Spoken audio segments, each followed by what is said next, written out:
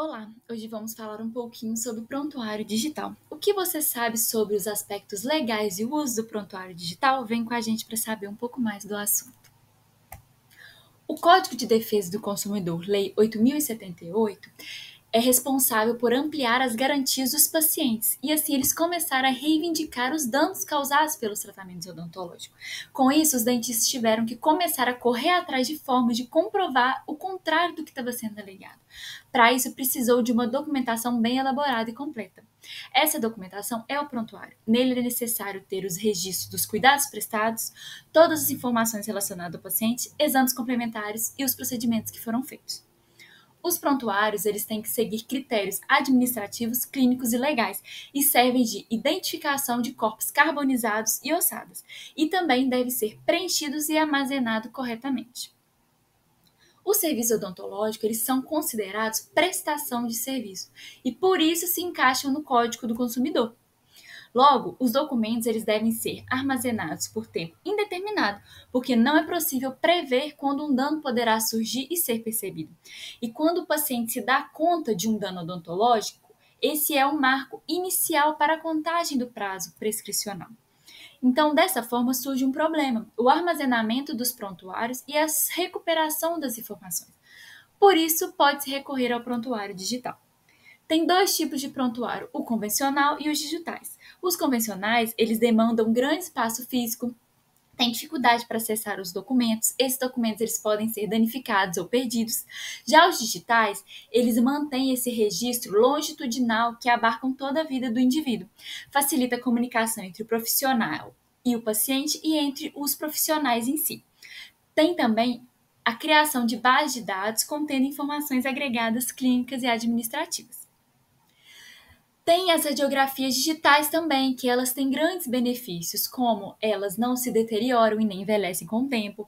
A partir do momento que elas são digitalizadas e armazenadas, não tem risco do profissional perder.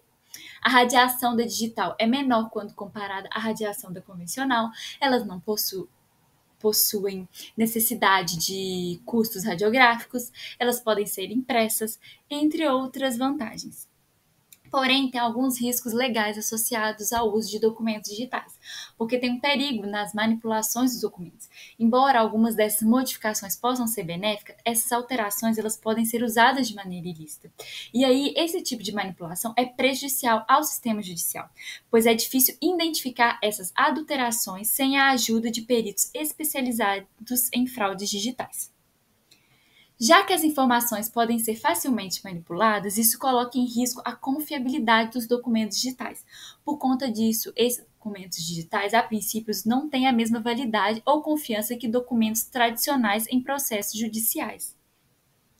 Com isso, a assinatura digital é essencial para garantir que os documentos tenham validade como prova em processos judiciais.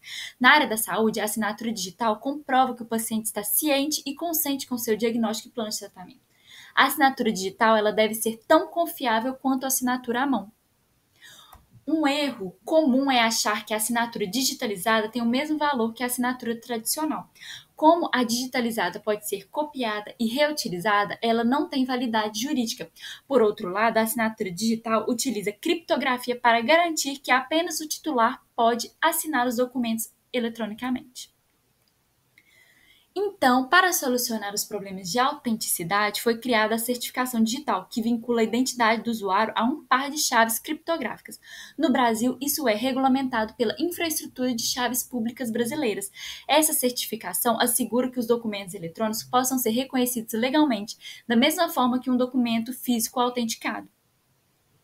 Então, apesar das vantagens, há desafios na adoção dessas tecnologias. A principal questão envolve o sigilo das chaves.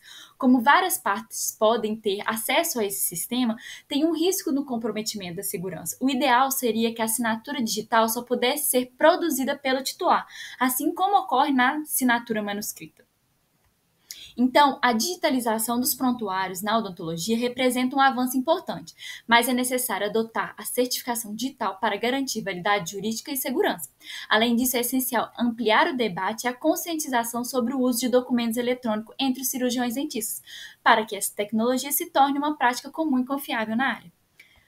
O assunto de hoje foi esse. Muito obrigada.